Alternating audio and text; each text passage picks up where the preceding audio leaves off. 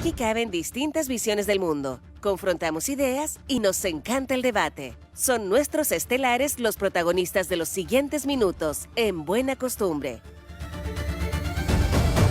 Bueno, vamos a ir al tiro con los estelares, pero antes vamos a reiterarles que está interrumpido el tránsito en el kilómetro 23.7 de la Ruta de la Madera por un derrumbe que ha ocurrido en horas de esta madrugada. El tránsito está interrumpido en ambos sentidos, de acuerdo a lo que reporta la comunidad de emergencia ICE Biobío.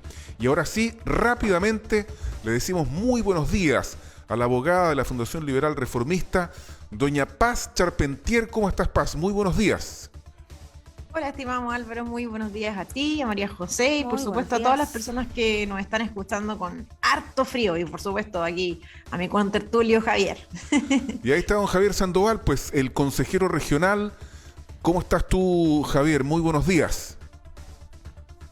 ¿Está muteado, Javier?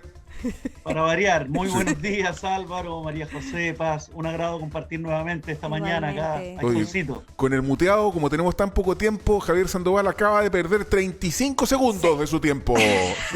Lo que en este debate que abrió el propio presidente es harto tiempo. Sí, así es mucho. Dale. Tuvimos Dale. analista acá hace poquito, Francisco Lucero, con el cual pudimos conversar sobre este anuncio del presidente Gabriel Boric, que anunció que en caso de imponerse la opción rechazo en el plebiscito constitucional del 4 de septiembre va a convocar un nuevo proceso constituyente. ¿Cuál fue el análisis? Que quizás el gobierno no hizo este anuncio buscando una estrategia electoral, por eso es tan difícil dirimir si favorece al apruebo o al rechazo. De hecho, igual acá hay confusión en el porcentaje, lo tenemos en el sondeo de opinión, y más bien lo que buscaba el gobierno es establecer cierta certidumbre, ¿verdad? Y desvetar ciertos temas que para el gobierno quizás le incomodaba no poder pronunciarse. ¿Qué piensas respecto a ese análisis, Paz Charpentier? Bueno, yo lamento, si hay algo que le resultó de esta estrategia o no estrategia por parte del gobierno, porque me parecería terrible que además en estas cosas se estuviera improvisando, me parece a mí que nos alejamos de lo importante durante este proceso y campaña plebiscitaria, que es informar a las personas respecto del contenido de la propuesta de texto constitucional. Fíjense que desde mi mirada, Chile ha pagado muchos costos por este proceso constitucional, no solamente desde la perspectiva monetaria, es decir, desde la perspectiva del gasto público que significa, sino que también la incertidumbre que ha provocado todo este proceso ha repercutido en Chile y por supuesto y como consecuencia para las familias chilenas, de manera que yo lamento que estemos perdiendo el tiempo en muchos casos para debatir sobre quórum, procedimientos y cuestiones que en realidad a la gente no le importan en este momento porque las personas quieren conocer la propuesta de texto constitucional. Entonces el gobierno en este caso ha sido exitoso en desviar la atención, ya que hemos sabido que a mayor conocimiento respecto a la propuesta de texto constitucional aumenta las personas que están más enfocadas y tienen una tendencia mayor a votar rechazo. Dicho esto, por otra parte, me parece que no es el presidente Boric quien debe decidir cuál es la nueva constitución o cuál es el procedimiento que se sigue ex post. De hecho, me parece a mí que excede sus facultades y justamente el día de ayer me puse nuevamente a revisar todas las normas que regulan el proceso constitucional para ver si existía alguna alternativa para interpretarlo de la forma en que el presidente Boric lo ha interpretado. Y posteriormente incluso me metí a revisar las sesiones del Senado, y particularmente de la Comisión Técnica Asesora y que fue encargada de materializar el acuerdo constitucional al que se llegó el 15 de noviembre en un proyecto de ley. Y fíjense ustedes que allí se discute particularmente el tema de si el plebiscito de entrada habilita entonces el proceso constitucional, ¿qué pasaría de ganar la opción rechazo? Y fíjense que hubo acuerdo entre todos los expertos en que cualquier acto posterior o cualquier cuestión posterior requeriría de un nuevo acuerdo político. Esa fue la conclusión de los expertos al tiempo de discutir acerca de esta temática, de manera que yo quiero reiterar aquí que le quiero sugerir al presidente de la República, si es que es tan inteligente para ver y escuchar este programa, que realmente revise nuevamente la sesión del Senado, porque ahí uno puede ver claramente cuál fue el espíritu que se consagró en estas normas y cómo los expertos de todos los sectores que se encargaron de materializar este acuerdo estaban contestes en que cualquier cosa posterior de ganar el rechazo requeriría de un nuevo acuerdo político transversal, tal como el que permitió la apertura de este proceso constitucional. Entonces yo quiero decir aquí, presidente, usted no decide qué es lo que pasa ex post El plebiscito es el pueblo de Chile a través del voto, ¿verdad?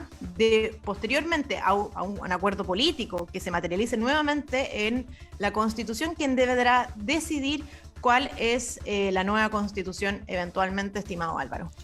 Sí, Javier, ¿te parece esta opción legítima? Es decir, ¿el mandato de la primera votación plebiscitaria en Chile sigue vigente o, como señala Paz, esto tiene que ser fruto de un nuevo acuerdo político? Y lo otro que dijo Paz, que a mí me quedó dando vuelta, a medida que la gente más lee el texto, más va por el rechazo. ¿Esa afirmación te parece a ti correcta? Me parece una interpretación imprecisa. Creo que más bien lo que ha ido ocurriendo en este par de semanas, luego de el hermoso texto armonizado que ha producido la Convención Constitucional, es que ha comenzado una discusión más en serio. Se ha ido desequilibrando, digamos, esta discusión fantasiosa que ha ido construyendo a lo largo de todo este proceso la derecha, que es quien encabeza principalmente el rechazo, con algunos, ¿verdad?, representantes del neoliberalismo que también se han dado a la tarea de blindar, ¿verdad?, el modelo del Estado subsidiario, en definitiva, del que se han beneficiado durante tantas décadas. Yo creo que nada se compara al tiempo en el que ha regido esta pseudodemocracia amparada en una constitución que avala los abusos y que con el cinismo incluso de la concertación en los distintos periodos siguió consolidando este modelo de exclusión, de pobreza y de desigualdad a lo largo de 30 años. Entonces es un buen momento para decir basta, y en ese sentido creo que los dichos, los planteamientos que ha hecho el presidente de la República tienen sentido político, porque efectivamente lo que se va a votar y lo que se podría aprobar o no es el texto constitucional. El texto, el contenido, no así la decisión previamente tomada por la ciudadanía, por la sociedad chilena, de terminar con la constitución de los abusos y de abrir paso a condiciones de derecho en la constitución actual.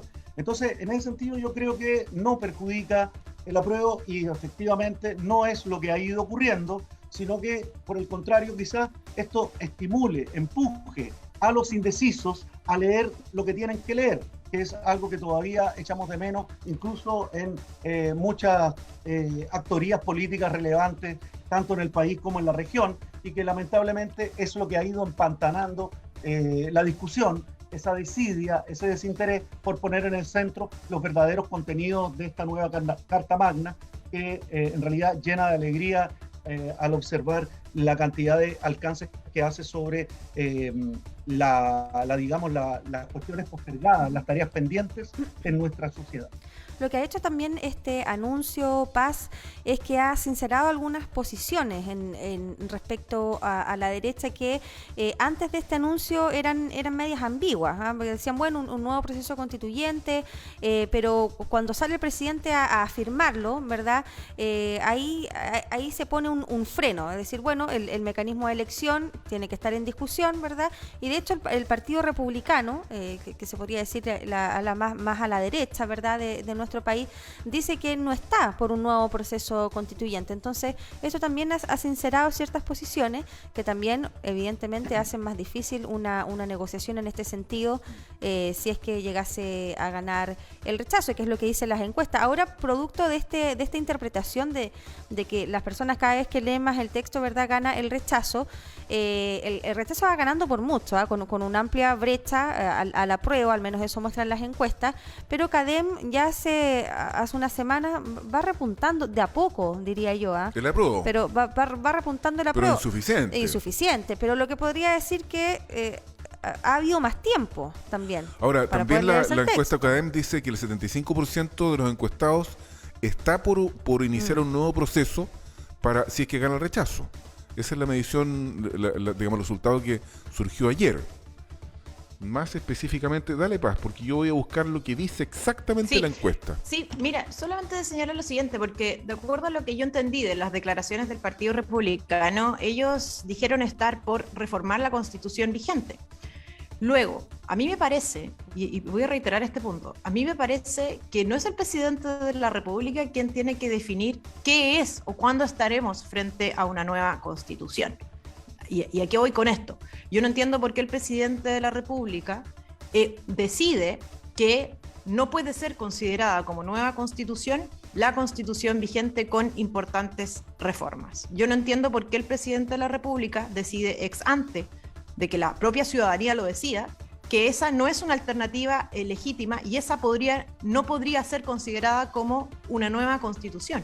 Y por eso a mí me parece que aquí el presidente de la República se está tomando atribuciones que no tiene, porque es la ciudadanía, con posterioridad al plebiscito, de ganar la opción rechazo, como lo dicen las encuestas, ¿verdad?, con una ventaja importante, razón por la cual el presidente se pone en esa posición, pero es la ciudadanía la que tiene que decidir ex post cuál va a ser el camino que vamos a tomar para continuar con este proceso y, por lo tanto, qué vamos a considerar como nueva constitución, María José. Y, por lo tanto, desde esa perspectiva, me parece a mí eso, reiterar que el presidente no tiene la facultad para decidir aquello.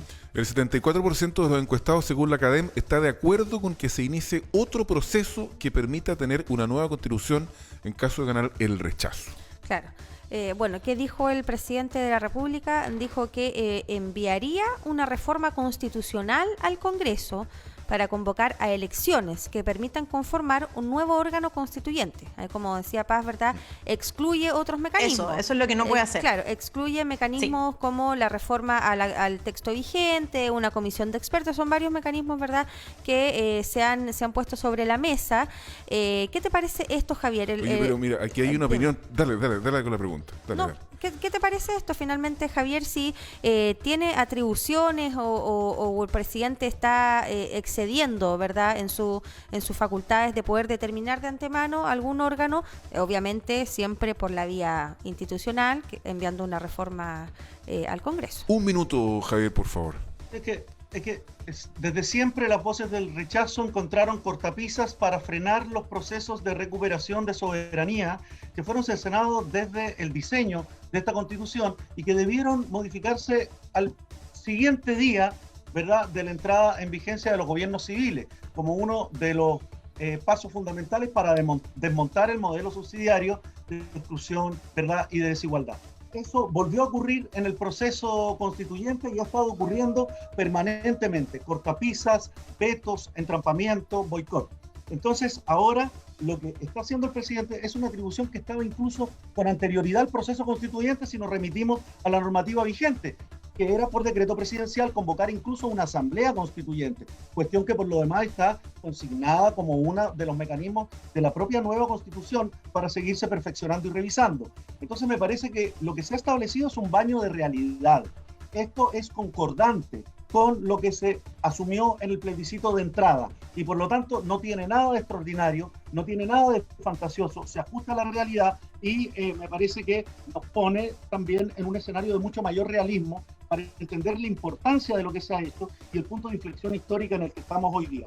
Hay que pensarlo un momento, estamos a punto de generar una constitución por primera vez en la historia de Chile democrática y en caso de que sea aprobado, digamos, esta constitución, están todos los mecanismos garantizados para hacer modificaciones a futuro y así es como yo creo que hay que ver este proceso y que dejen, digamos, de golpearnos con esta tremenda cantidad de abusos, ¿verdad?, de prontuario prácticamente de las élites políticas que hemos vivido durante 30 años.